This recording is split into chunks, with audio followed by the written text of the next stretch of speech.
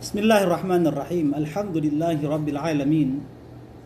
Wabihi nasta'in fi umur dunya wad din. Wassalatu wassalamu ala ashrafil anbiya'i wal mursalin. Nabiyyina Muhammad wa ala alihi wa sahabatihi ajma'in. Wa ba'd. Assalamualaikum warahmatullahi wabarakatuh. Mga kapatid sa Islam, ang kasalang naganap sa pagitan ni Ali bin Abi Talib radhiyallahu anhu at ni Fatima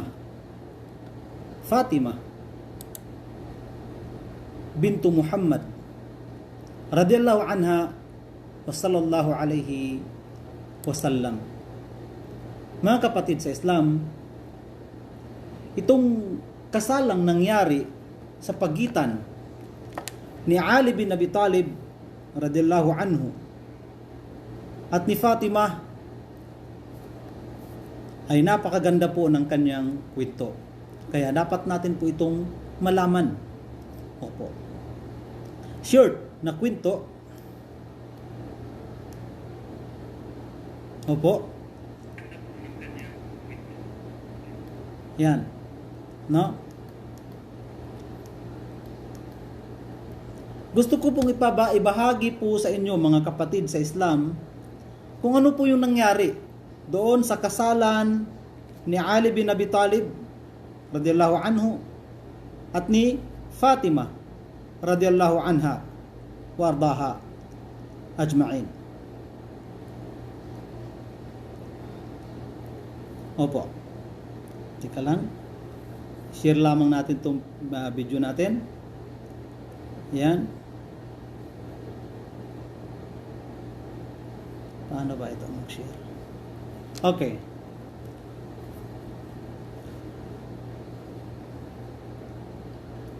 Gusto ko po kasing ma-share sa inyo yung nangyari sa kasalan ng dalawang tanyag na mga sahaba at sahabiya na ito. Opo. Marami sa atin ang hindi po nila nalalaman ang tungkol sa dalawang ito.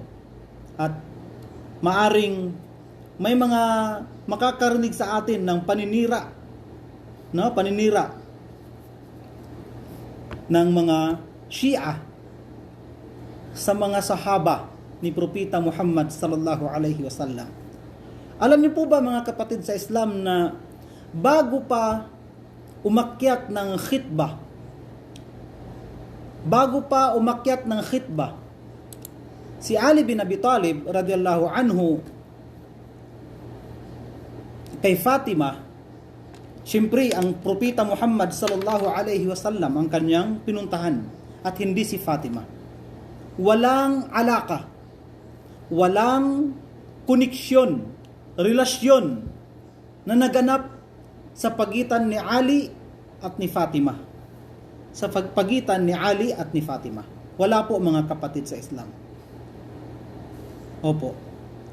Kaya naman, yung kasalan na naganap sa kanilang dalawa ay masasabi natin pong napaka-unique, no? Napaka-unique po talaga ng kasalan na naganap sa pagitan ni Ali bin Abi Talib radhiyallahu anha wa ardaha. Opo. Yan. Gusto ko pong i-share muna bago natin simulan, no, ang kwentong ito. Napakaganda po ng kwentong ito, mga kapatid sa Islam. Kaya atin po itong pakinggan. Opo. At i-share po. Paki-share po ang video natin na ito at paki-follow po ang aming page na ito. Opo. Itong si Ali bin Abi Talib, bago pa niya pinuntahan si Propeta Muhammad sallallahu alaihi wasallam, opo, ay mayroon pang dalawang mga tanyag na mga sahaba at malalapit kay Propeta Muhammad sallallahu alaihi wasallam na Nais nilang mapangasawa si Fatima. Sino ba ang ayaw kay Fatima? Sabi ng Propeta Muhammad, si Fatima ay bahagi or bid'atu minni. Bid'a. Ibig sabihin bid'a, hindi bid'a. Ibig sabihin ay parang kabahagi, tipik mula sa akin. Sabi niya, sino ang pipinsala sa kanya, para niya akong pininsala. Masasaktan si Fatima, sasaktan niyo si Fatima, para niyo akong sinaktan. Opo. Ang unang nag-attempt, humingi ng pahintulot kay Propeta Muhammad sallallahu alaihi wasallam, asawahin si Fatima, ay walang iba kundi si Abu Bakar radhiyallahu anhu. Si Abu Bakar, subhanallah, hindi natin alam, no? Na si Abu Bakar pala gusto niyang mapangasawa si Fatima. Sino ba ang ayaw? Alu Bayti Rasulillah, pamilya ng Propeta Muhammad sallallahu alaihi wasallam. Gusto ni Abu Bakar magkaroon siya ng relasyon, isa sa mga anak ni Propeta Muhammad. Mayroong anak si Propeta Muhammad na 4 na mga kababaihan. Opo. 4 na kababaihan. Si Zainab, si Ruqayya, si Fatima, si Kulthum. No? Sa 4 na kababaihan na ito, subhanallah, isa dito gustong mapangasawa ng kahit sinong sahaba. Bakit? Kasi gusto nilang magkaroon sila ng relasyon kay Propeta Muhammad sallallahu alaihi wasallam, at magkaroon sila ng tinatawag na koneksyon sa pamilya ni Propeta Muhammad. Magkaroon ka ng Ahlul Bait, napakalaking karangalan. Opo mga kapatid sa Islam.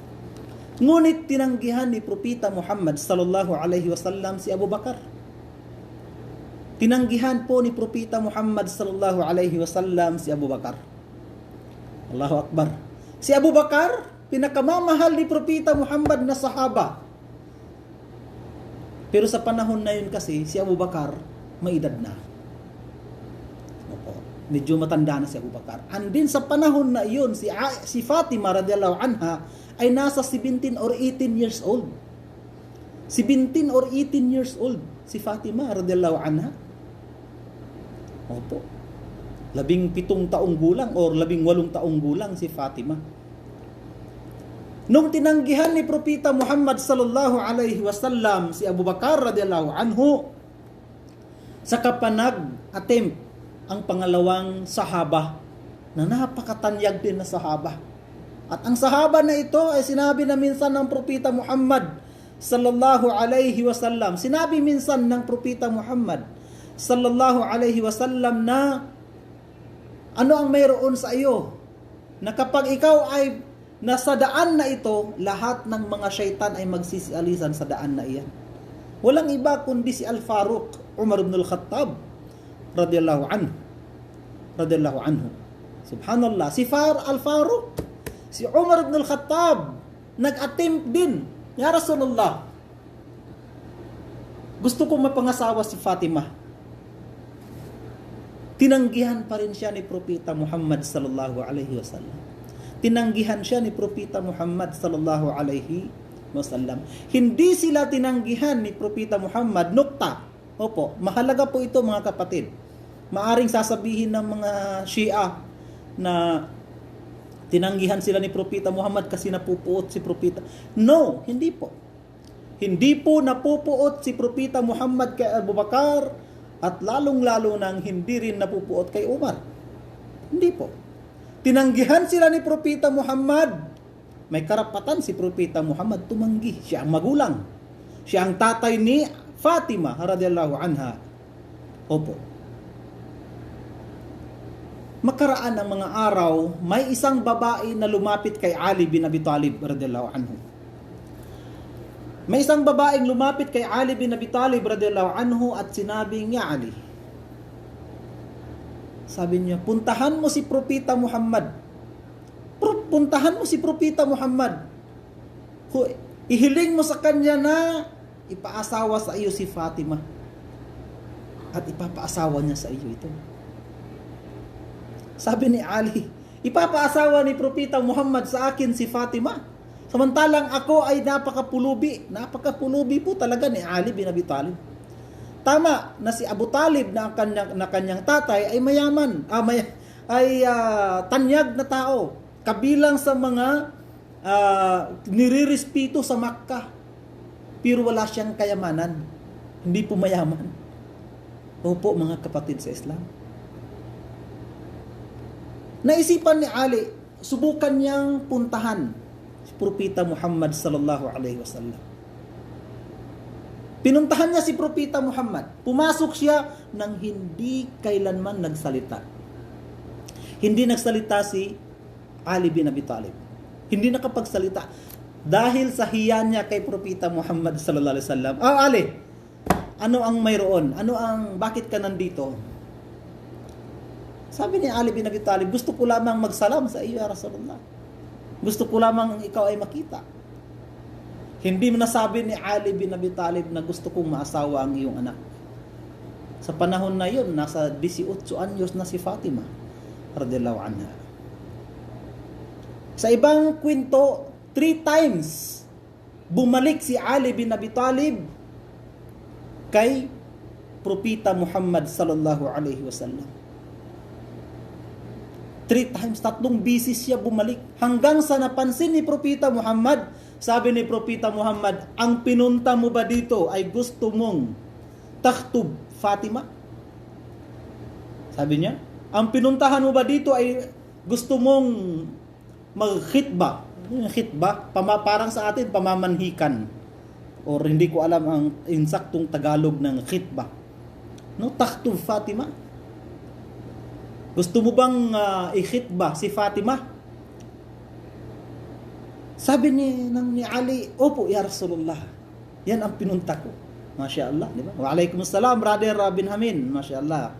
Syukran po sa inyong panunood. Ustad Salman. Syukran, wa iyak wa jazakallahu khair. Ukhti Nurhani Mangindalat. Syukran po sa inyo. Opo mga kapatid sa Islam. No? Sa panahon noon, wala po yung tinatawag na yung ginagawa ng mga kapatid nating mga Maguindanao ngayon na salangguni, na ihaharap yung lalaki sa mga tao, ihaharap yung babae sa mga tao, nakaupo sila. Wala pong ganun. Bid'a po yun mga kapatid. Tanggalin nyo po yun. Ang paraan po ng Islam ay pag nagkaintindihan ang ama at ang lalaki, kasalan. Pag-uusapan ng duri, after that, nandoon na yung wali, nandoon na yung syahidain, kasalan. Yun po ang paraan ng Islam. Hindi yung salangguni, hindi yung mamamanhikan ngayon and then, Allahu Akbar, sa susunod pa na taon ng kasal hanggang sa wala ng kasal. O di kaya hanggang sa nakagawa na ng hindi dapat mangyari. Waalaikumsalam warahmatullahi wabarakatuh. Brad, syukran Brad Mike Muro, syukran. Opo. Wala pong ganun. Sabi ni Propeta Muhammad sallallahu alaihi wasallam, mayroon ka ba na iduduri sa kanya, imamahar sa kanya? Ya Rasulullah, wala po ako. Walang pira. Totoo po yun. Miskin si Ali bin Abi Talib radhiyallahu anhu.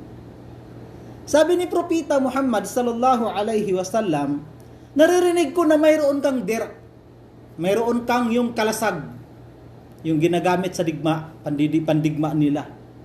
Naririnig kong mayroon kang kalasag. Dalhin mo dito, yun ang ipanduri mo. Dalhin mo dito, yun ang ipanduri mo. Sabi niya, ya Rasulullah, yung kalasag ko, sabi niya, nasa mga 400 dirham lang. Alam niyo po kung yung dirham noon, napaka mura. No? Ya Rasulullah, sabi niya, ang kalasag ko po ay 4 na dirham lang. Walang halaga yun. Sabi ng Propeta Muhammad sallallahu alaihi wasallam, dalhin mo dito yung kalasag mo at yun ang ipangduri mo. Kalain niyo po yun mga kapatid sa Islam. anak ni Propeta Muhammad sallallahu alaihi wasallam, ang duri ay kalasag. Sa panahon natin ngayon, nako po, kung wala kang tawag diyan, saan na yun? Sa panahon natin ngayon, no, iba't iba ang tribo natin iba't iba ang tribo. Bawat tribo may kanya-kanyang no? Swerte yung lalaki pag ikinasal siya na ang duri ng babae sa kanya ay hindi or 10,000 swerte. So 10,000 yung duri, swerte po talaga yung lalaki doon. No? Million, 100,000, Allahu Akbar. Napakaliit po ng Allahu Akbar, no? Totoo po yun, mga kapatid sa Islam. Sabi nga ng Propeta Muhammad sallallahu alaihi wasallam, pinakadakilang babae yaong may maliit or kaunti ang kanyang duri. So may iinam pa ba sa anak ng Propeta Muhammad na si Fatima? Subhanallah, mga kapatid sa Islam. Si Fatima radhiyallahu anha ang pinakamamahal ni Propeta na anak. Pinakamamahal ni Propeta na anak si Fatima radhiyallahu anha. Opo. Alam niyo po ba, mga kapatid sa Islam, na sa tuwing pumapasok ang pagbinibisita ni Fatima ang kanyang ama, si Propeta Muhammad, pag binibisita niya sa bahay, Assalamu alaikum ya Rasulullah, tumatayo po ang Propeta Muhammad, tumatayo at hinahalikan niya ang noo ni Fatima. Hinahalikan po niya yung noo ni Fatima. Ganun ang pagmamahal ni Propeta Muhammad kay Fatima at sa iba pa niyang mga anak na kababaihan. Opo, mga kapatid sa Islam. Subhanallah, dinala ni Ali yung kanyang kalasag. Ya Rasulullah, ito yung kalasag ko. At ikinasal sila ni Propeta Muhammad sallallahu alaihi wasallam. At sa kasalan na iyon, dumalo si Abu Bakar, dumalo si Umar at iba pang mga sahaba, ang mga Ansar, no? Wala yung sinasabi natin na sa iba nangako, sa iba nagpakasal, o sa iba. Subhanallah, mga kapatid sa Islam. Wala pong mga ganun, no?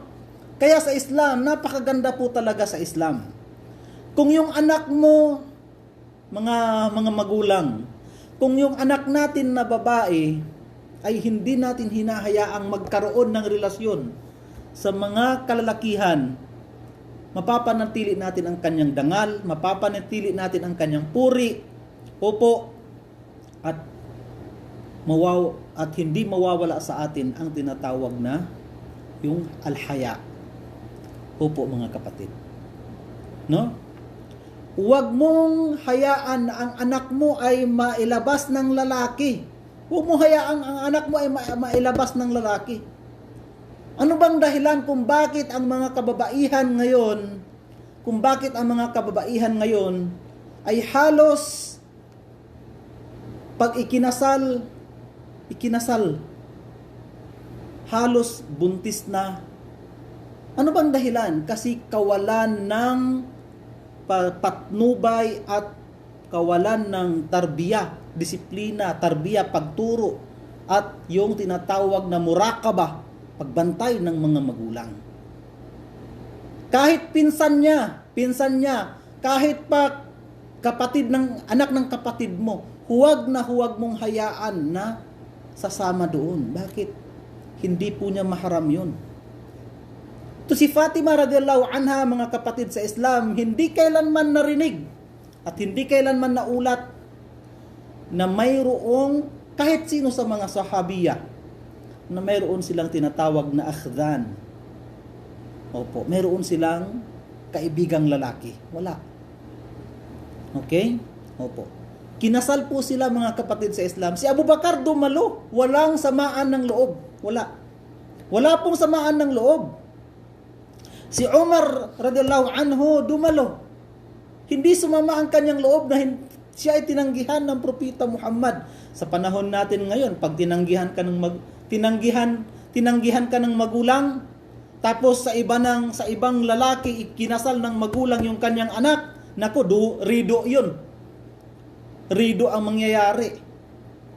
Tatambangan yung lalaki o ipapakulam yung babae. Nako po mga kapatid sa Islam, pagbabayaran niyo po 'yan sa kabilang buhay. Pagbabayaran niyo po 'yan sa kabilang buhay.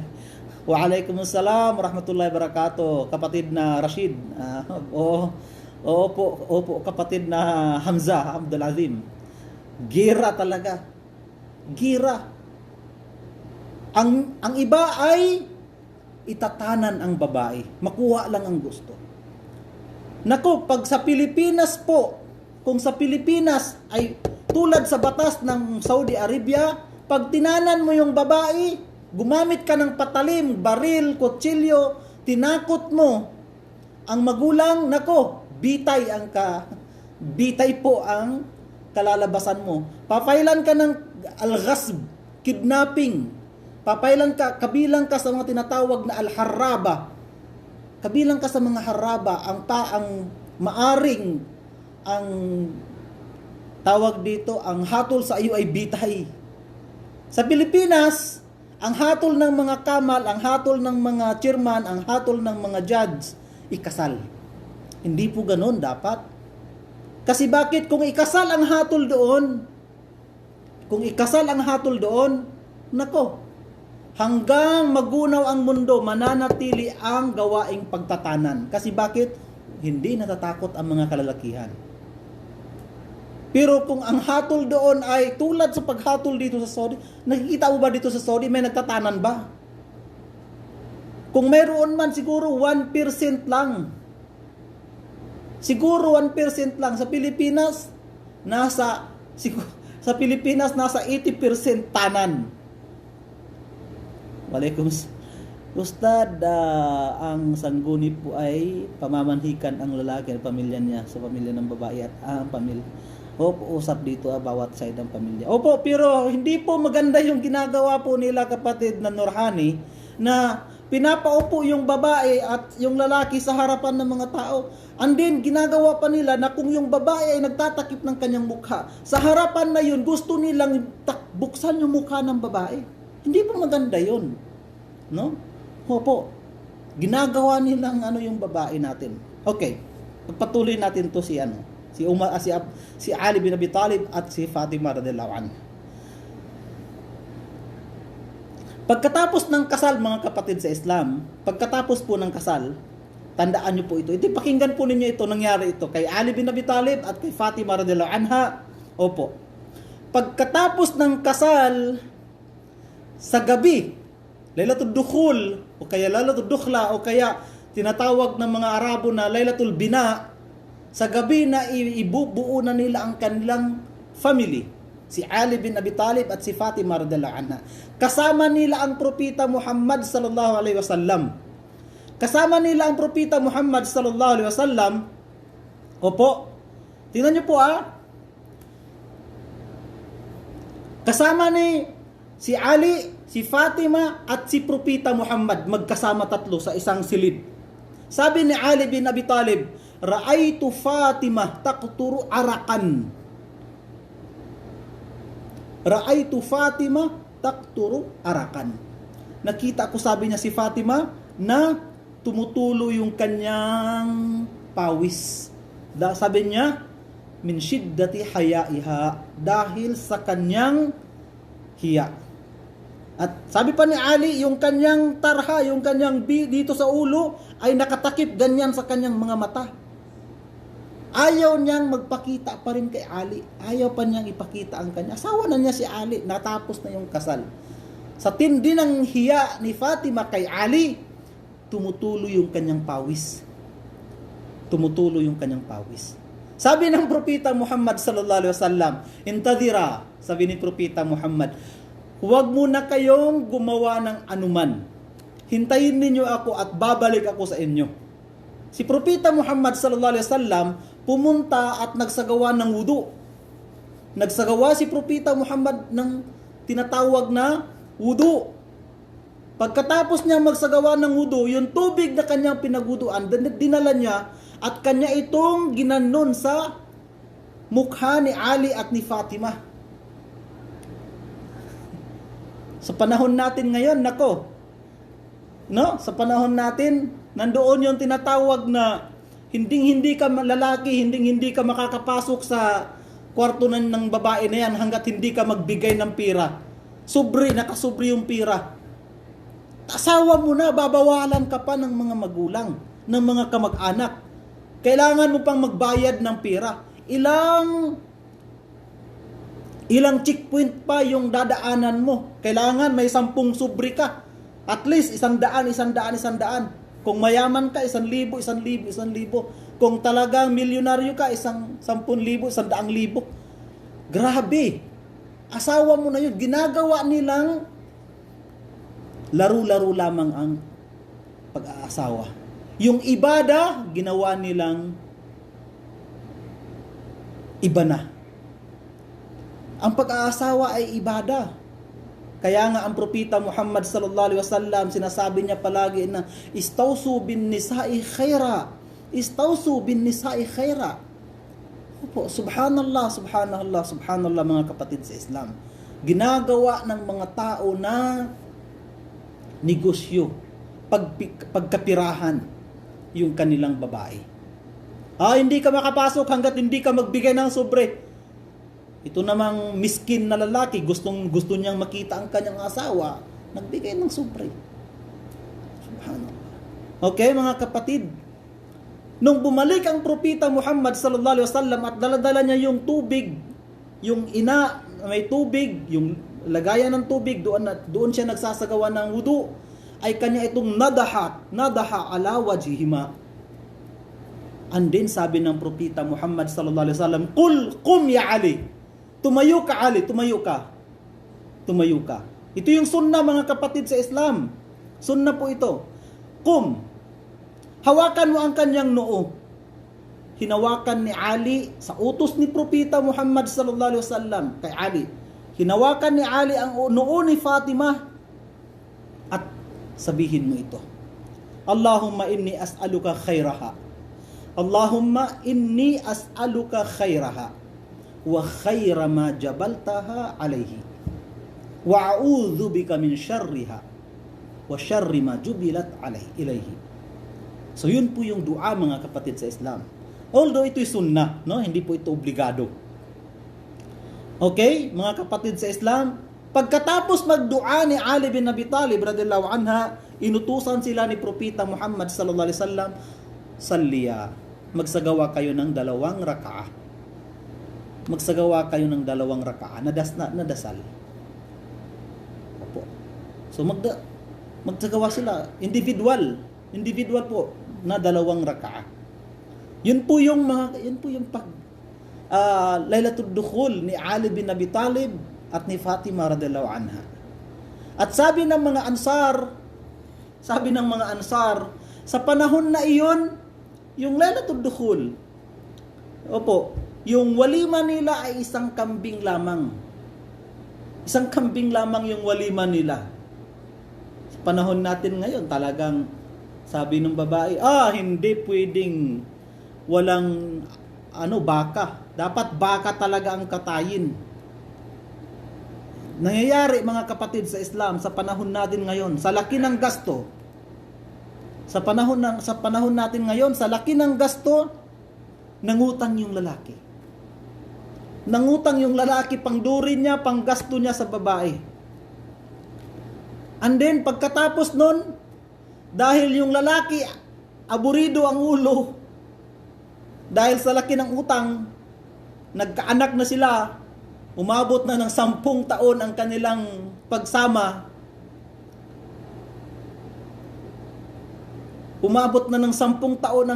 pagsama, ay nagbabayad pa yung lalaki. Anong nangyayari? Nako, pinagsisigawan ng lalaki yung babae. Minsan minumura pa ng lalaki ang babae. Dahil sa'yo nagkautang ako. Dahil sa'yo lubog ako sa utang. 'Di ba? At marami nga sa mga kababaihan natin ngayon na lalong-lalo na dito sa Saudi Arabia, maraming tumatanda dahil sa laki ng duri. Allahu Akbar. Yun po yung kwento, mga kapatid, sa Islam. Alam niyo po ba kung ilang taon nagsama si Ali at si Fatima? 7 taon at kalahati lamang, mga kapatid, sa Islam. 7 taon at kalahati nagsama, or 6 na taon at kalahati, something, ganun. Hindi ako sure doon sa dalawang. 7 taon at kalahati nagsama si Ali bin Abi Talib at si Fatima. At doon nila nabuo ang kanilang mga anak. Sa 7 taon na iyon, nabuo nila ang kanilang mga anak na si Al-Hasan, Al-Husayn, si Kulthum, si Zainab, at yung tinatawag nilang si Muhsin na namatay na maliit pa. Nabanggit sa Al-Bidaya wa Nihaya at nabanggit ng ibang mga muhaddithin, ng mga historian, na mayroong anak si Ali at si Fatima na ang pangalan ay Muhsin or Muhassin, opo, na namatay na bata pa. Pero iba yung kwento ng mga Shia dito. Na sinasabi nila na ito daw yung bata na namatay nung pinuntahan ni Umar ibn al-Khattab si Fatima sa bahay at sinipa ni Umar ibn al-Khattab yung pintuan at natamaan si Fatima, kaya nalaglag yung kanyang nasa sinapupunan. Mali po yun, hindi po totoo yun. Paninira po ng mga Shia. Si Ali, si Fatima, gaganunin ni Umar ibn al-Khattab. Hindi po. Malaki ang respeto ni Umar ibn al-Khattab kay Ali bin Abi Talib at kay Fatima. Gusto nga ni Ali bin Umar ibn al-Khattab maasawa eh. Tingnan niyo po, mga kapatid, sa Islam. Tingnan niyo po. Si Kulthum na anak ni Ali bin Abi Talib at ni Fatima ay naasawa ni Umar. Hindi niya naasawa ang nanay. Hindi niya naasawa ang nanay. Kasi gusto ni Umar maasawa si Fatima. Pero hindi niya naasawa. Tinanggihan siya ng Rasulullah. Pinuntahan ni Umar si Ali at sinabi ni Umar na gusto niyang maasawa ang isa sa mga anak ni Ali, si Kulthum. At sa panahon na iyon, batang-bata pa si Kulthum. Ikinasal ni Ali ang kanyang anak na si Kulthum kay Umar ibn al-Khattab radhiyallahu anhu. Saan yung paninira ng mga Shia na napupuot daw ang mga Sunni sa mga napupuot daw ang mga sahaba, ang mga pamilya ng Rasulullah kay Umar? Kung napupuot pa sila, ipapaasawa kaya ni Ali ang kanyang anak kay Umar? Nagkaroon sila ng anak. Sino ang anak nila? Ang pangalan ng kanyang anak, opo, si Ruqayya, si Ja'far, opo, si Zaid at si Ja'far, ang kanilang mga anak. Ja'far, si Zaid at si Ruqayya, yung anak ni Umar ibn al-Khattab at ni Kulthum. Kalain niyo po yun, mga kapatid sa Islam. Opo. And then, itong si Zaid, dito yata lumabas ang salin lahi ni Umar ibn Abdul Aziz. Umar ibn Abdul Aziz rahimahullah. Yung tabi'i, opo, yung tabi'i na naging khalifa ng Umayyah. At sa panahon niya, napaka-adil din, napaka-makatarungan ang kanyang pamumuno. Mga kapatid sa Islam, si Ali bin Abi Talib nakapag-asawa ng maraming mga kababaihan. Pero ito ay nangyari pagkatapos mamatay ni Fatima. Kasi noong buhay pa si Fatima, hindi kailanman nag-asawa si Ali ng ibang babae. Ngunit nung namatay si Fatima, 6 na buwan mula nang mamatay ang propeta Muhammad, dinatnan ng kamatayan si Fatima, nag-asawa si Ali bin Abi Talib. Nag-asawa siya. At napakarami ng kanyang anak. Umabot ang kanyang anak ng 33. 33 ang anak ni Ali bin Abi Talib. Iba't iba ang riwaya ng mga historian, mga nagbibigay ng kwento tungkol dito. Sabi nila na 14 ang mga kalalakihan at 19 ang mga kababaihan. Masyaallah. No? 14 ang mga kalalakihan at 19 ang mga 14 ang mga kalalakihan at 19 ang mga kababaihan. Masyaallah. Alam niyo po ba na kabilang sa mga anak ni Ali, pinangalanan niyang Abu Bakar, Umar, Ja'far, Kulthum, Muhammad al-Awsat, Muhammad al-Akbar, al-Abbas, al-Hasan, al-Husayn, Ja'far, Uthman. Kalain niyo po yun? Nasaan na yung sinasabi na napupuot daw ang pamilya ng Rasulullah at napupuot daw si Ali kay Umar, kay Abu Bakar? Ganun ba yung napupuot? Sabi ng mga Shia. Yun ang paniniwala ng mga Shia. Ganun ba yung napupuot? Ang mga anak mo, papangalanan mo Abu Bakar, Umar, Uthman, Zainab, Ruqayya? Hindi, di ba? Pag napuot ka sa isang tao, ayaw mong ipangalan ng anak mo sa pangalan niya. Sabi ng mga Shia, hindi, ano lang yun. Kunwari lang ni Ali yun. Ay mapagkunwari pala si Ali para sa kanila. Hindi po ganun, mga kapatid sa Islam. No? So, yun po yung kwento, mga kapatid sa Islam. Maiksing kwento tungkol kay Ali bin Abi Talib at kay Fatima radhiyallahu anha. Opo. Na napaka-gaan, napakamura ng duri ni Fatima radhiyallahu anha.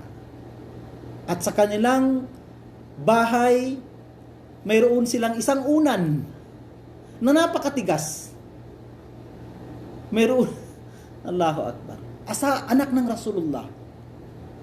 Pinakamamahal na anak ng Rasulullah. Pero ang kanyang bahay ay hindi katulad ng panahon natin ngayon. Ang magulang ng babae, karapatan po ng mga magulang ng babae yun. Karapatan po ng magulang ng babae. Pero, mga kapatid sa Islam, bigyan po natin ng tinatawag na kagaanan ang mga kalalakihan. Kung saan banda yung magaan, doon tayo. Bakit gusto natin pumunta ng mga naglalakihang hotel? Bakit gusto lamang natin ng katanyagan? Ang propeta Muhammad, inasawa niya si Aisha radhiyallahu anha, napakasimple. Uminom lang sila ng gatas. Pagkatapos uminom ng Rasulullah, pinainom niya yung tira kay Aisha. Napakasimple ng kasalan. Si Fatima at si Ali, ganun lang ang kanilang kasalan. Sa bahay lang, sa silid lamang ng propeta Muhammad. Hindi na sila gumawa pa ng mga stage, ng mga, naku po.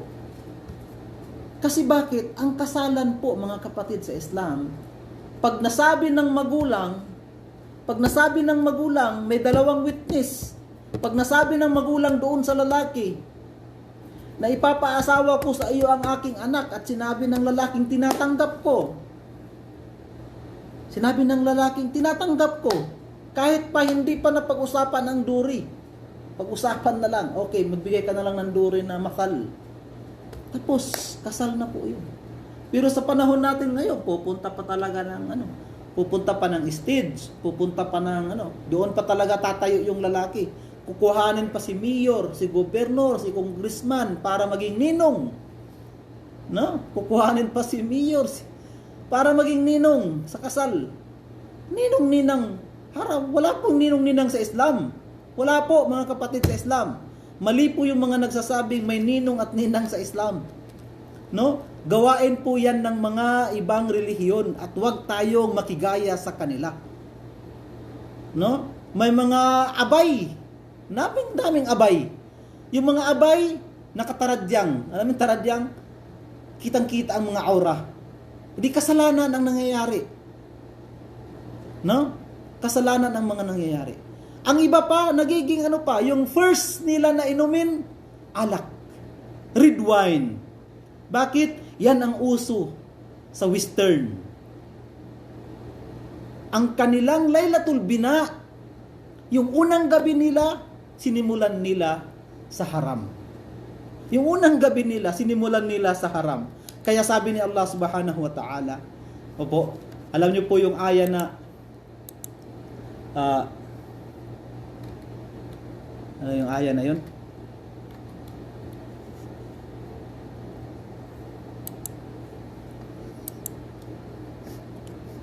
Sabi ni Allah subhanahu wa ta'ala,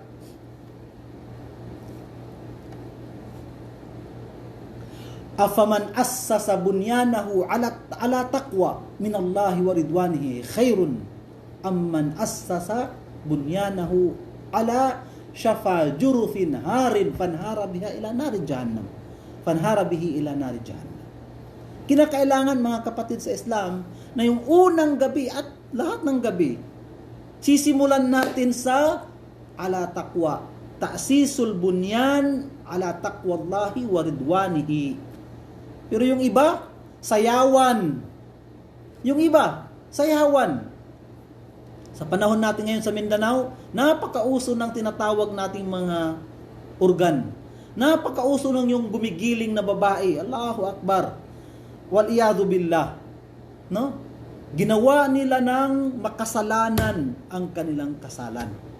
Ang kasalang ibada kay Allah, ginawa nilang kasalanan kay Allah. No? Ilayo nawa kayo at ako at lahat natin na mga nanonood ng mga ganitong uri ng mga okasyon, ganitong uri ng mga kasalan. Mga kapatid sa Islam, huwag niyo pong kalimutan i-follow ang aking page. Opo, paki-click po ng follow, paki-invite ang inyong mga kaibigan na mag-follow sa aming page. Opo. Lahat po yan, kulintang, dayunday, konserto, disco, lahat po yan mga kapatid ay haram po yan. Wala pong ganyan sa Islam. Ang ating dapat sundin ay ang ating propeta. Yun po dapat ang ating sundin. Sasabihin mong, anong pakialam nyo? Amin ito. Sa inyo yan, opo. Pero, nais nyo bang sisimulan ang inyong pagbubuklod? Ang inyong pagbubuklod mo at ng iyong babae, ang iyong asawa sa haram, kung wala lang nakasulat na about sa kasal, isipin ko ba? Tama kayo kapatid na Hamza. Opo, totoo po yun. Kasi bakit gumigiling Yung ngayon, hindi ko alam kung bakit, anong nangyayari sa mga muro, pinapayagan nila yun. No? Bakit walang naglalakas ng loob pumigil sa ganung uri ng gawain? Subhanallah. No? Alam niyo po ba na pag walang pumipigil noon,